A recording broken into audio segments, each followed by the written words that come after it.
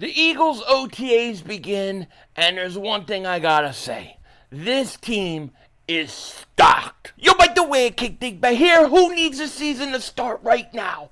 Who needs it right this second? I do. It is gonna be a long wait, but we finally are getting to see some Eagles stuff going on as OTAs are in full effect. We finally got to see Saquon Barkley out there on the field in the Eagles uniform, Quinyon Mitchell, Cooper Dejean. And there's one thing I gotta say. This team is stocked, man. This is a very, very talented team, which isn't a perfect team. They still have things that they could do, still work to do, but nonetheless, this is a very talented team, and it is going to be so fascinating to watch how things evolve through the summer, through training camp, preseason, especially in that secondary. Now, here are a few things. One, James Bradberry, not there today. Okay, I don't know. We'll talk a little bit more about James Bradberry in a couple minutes, but he is not at OTAs. Devontae Smith is not at OTAs. Now, I will say this. These are voluntary, okay? So they can't go at these guys for not being there. I don't worry about Devontae Smith because he just signed a contract just recently. So I don't think there's anything to do with him not being happy or anything like that. But James Bradberry, I don't know. I don't know if the Eagles just told him, stay home. Stay home. You know, we just don't know. Also, Sidney Brown is not practicing to start Eagles OTAs as he recovers from ACL surgery. He looked good running on the side field, though, Dave Zangaro said. However, I'm not putting a lot of weight on Sidney Brown this year. My biggest plan for Sidney Brown, the biggest thing I want to see from Sidney Brown this year, just get healthy. Just get 100% healthy. ACLs usually take a while to come back from. That's why people say, why don't you talk more about Sidney Brown and what he's going to do this year? I'm not putting anything on him until I know he's 100%. And I don't expect him to be 100% until next year. Because usually first year coming back from ACL, it's always difficult. And I'm not going to put that pressure on him. His future with Sidney Brown 2-3 years down the road, big impact on the Eagles. This year, let's just get him healthy. Let's just get him healthy, okay? And during OTAs, I've got to say, Eli Ricks walked off the field with his helmet and a trainer into the tent. Don't know what that means. They're not going to go over injury reports, things like that. It's just not going to happen. Now, for the first team offense, this is kind of what they did. They had Joseph Ngata running first team wide receiver in place of Devontae Smith. Then you had, of course, A.J. Brown. And then you have Parris Campbell in the slot. Ainias Smith, he isn't practicing either. He's just sitting there watching. He's coming back from injury, so he's not on the field either. But I would assume, just based on experience, that Parris Campbell is going to be your number one, or your third wide receiver to start this whole thing out. But to me, really, what's interesting is where this whole secondary is. That's like one of the big things that I want to watch for in training camp this year. And so it was interesting. But here was the first team defense today. And remember, there's no James Bradberry. And I don't know if there's going to be a James Bradberry. I don't know. Brandon Lee Gouton wrote this. First team defense in 7-on-7 features Isaiah Rodgers across from Darius Slay on the outside at starting corner, and Zach Baun next to Devin White at linebacker. Avonte Maddox was starting in the slot. So Avonte Maddox starting in the slot, Isaiah Rodgers on the outside, and Darius Slay on the outside. I don't know if that's because Bradberry is not. Let's say Bradberry was there. So Bradberry goes on the outside. Now, are you moving Isaiah Rodgers inside, or are you keeping Avonte Maddox there as your starting slot corner? I don't know. I really don't know. My hope is that Isaiah Rodgers goes inside. That way, I can get Quinyon Mitchell on the field, okay?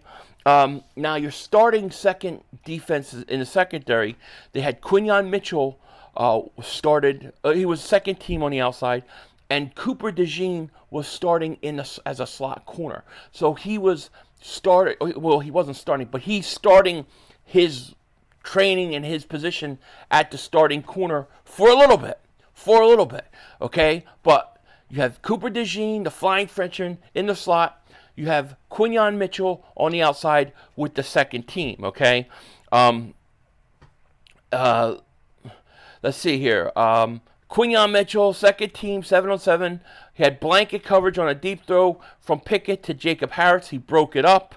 And then what you had was you actually had on second teams at one point, they moved Cooper Dejean outside as well. So they put Dejean outside as well as inside. So he's playing already all over the place.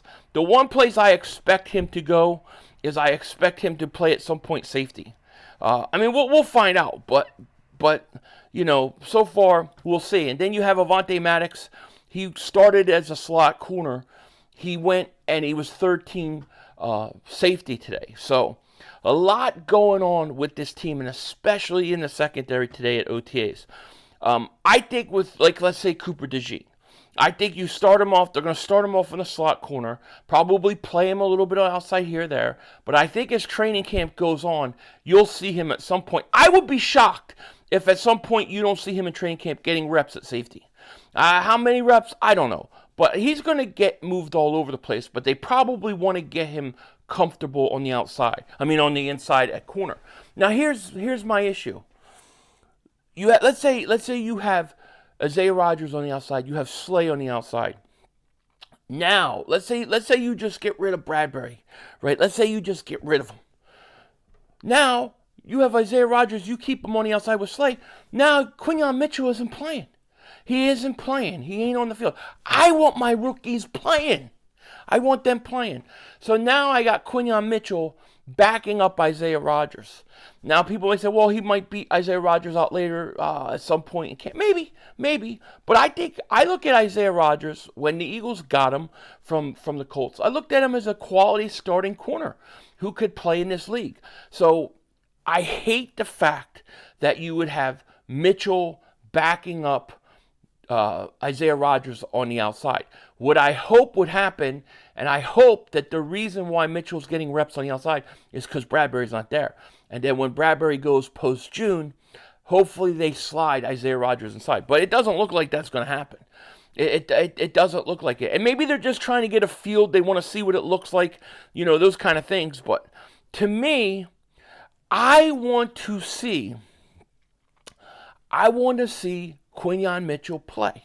Okay? I think if everything remains the same, and you have Isaiah Rodgers on the outside with Slay, BRADBERRY goes, let's say, Quinyon Mitchell is a backup outside corner.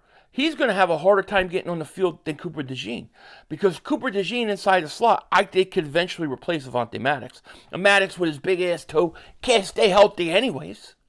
So, you know, he has a better chance of getting on the field than Mitchell if Isaiah Rodgers stays outside. It just doesn't make sense to me. I would hope you would kick him inside.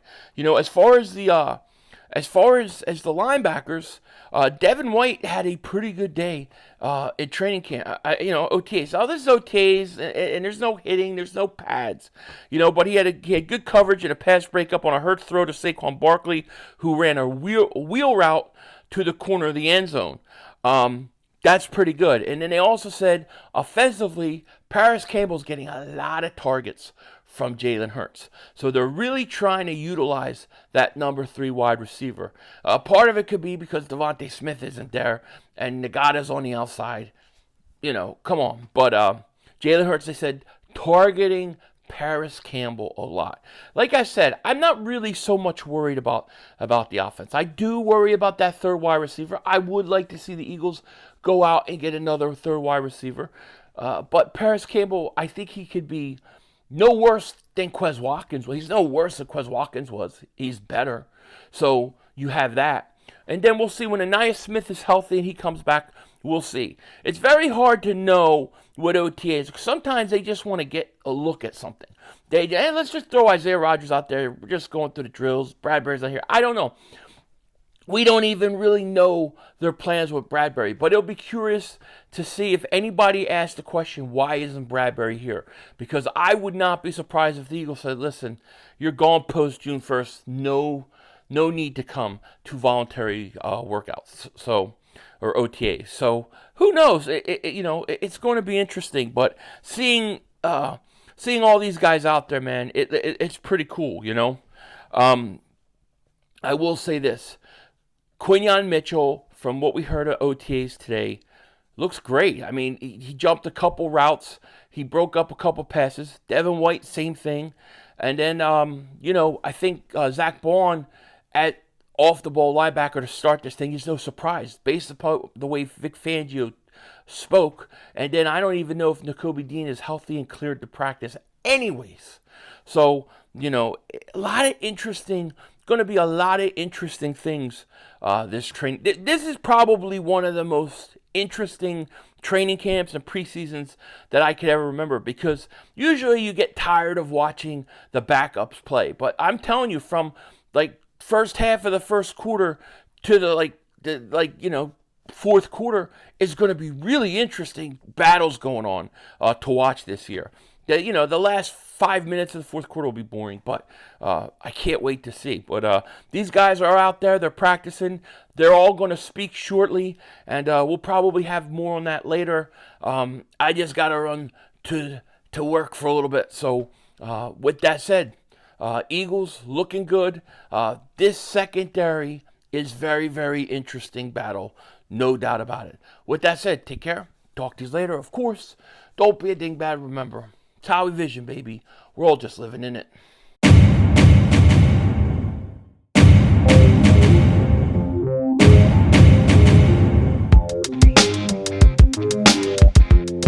Dallas still stinks.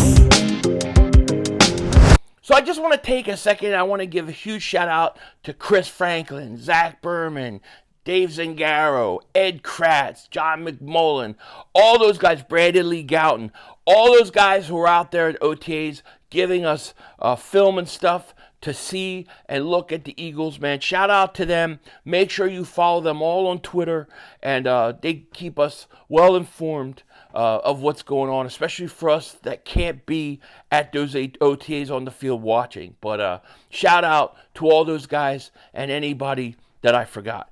With that said, Denzel Washington out.